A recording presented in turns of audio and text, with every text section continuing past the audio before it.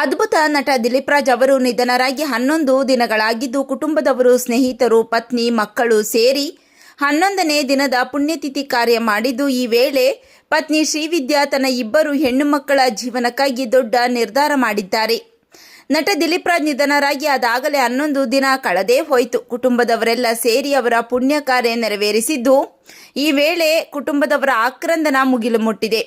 ದಿಲೀಪ್ ರಾಜ್ ಪತ್ನಿ ಶ್ರೀವಿದ್ಯಾ ಅವರು ಇಷ್ಟವಾದ ತಿಂಡಿ ತಿನಿಸುಗಳನ್ನು ತಾನೇ ತನ್ನ ಕೈಯಿಂದ ಮಾಡಿ ಪತಿ ದಿಲೀಪ್ ರಾಜ್ ಫೋಟೋ ಮುಂದೆ ಇಟ್ಟು ಪೂಜೆ ಸಲ್ಲಿಸಿದ್ದಾರೆ. ದಿಲೀಪ್ ರಾಜ್ ಅವರಿಗೆ ತನ್ನ 2 ಮಕ್ಕಳನ್ನ ಕನ್ನಡ ಚಿತ್ರರಂಗದಲ್ಲಿ ದೊಡ್ಡ ನಟಿಯರಾಗಿ ಮಾಡಲು ಇಷ್ಟ ಇತ್ತಂತೆ. ಆದರೆ ಆ ಆಸೆ ಈಡೇರುವ ಮೊದಲೇ ಬಾರದ ಲೋಕಕ್ಕೆ ಹೊರಟು ಹೋದರು. ಆದರೆ ಇದೀಗ ಪತ್ನಿ ಶ್ರೀವಿದ್ಯಾ ಅವರು ದೊಡ್ಡ ನಿರ್ಧಾರ ಮಾಡಿದ್ದು, ನಿಮ್ಮ ಆಸೆಯಂತೆ ನಾನು ಮಕ್ಕಳನ್ನು ಸಿನಿಮಾಗೆ ತರುತ್ತೇನೆ, ನಟಿಯರಾಗಿ ಮಾಡುತ್ತೇನೆ ಎನ್ನುವ ದೊಡ್ಡ ನಿರ್ಧಾರ ತೆಗೆದುಕೊಂಡಿದ್ದಾರೆ. ಶ್ರೀವಿದ್ಯಾ ಅವರ ನಿರ್ಧಾರದ ಬಗ್ಗೆ ನಿಮ್ಮ ಅನಿಸಿಕೆಗಳನ್ನು ಕಾಮೆಂಟ್ ಮಾಡಿ ತಿಳಿಸಿ.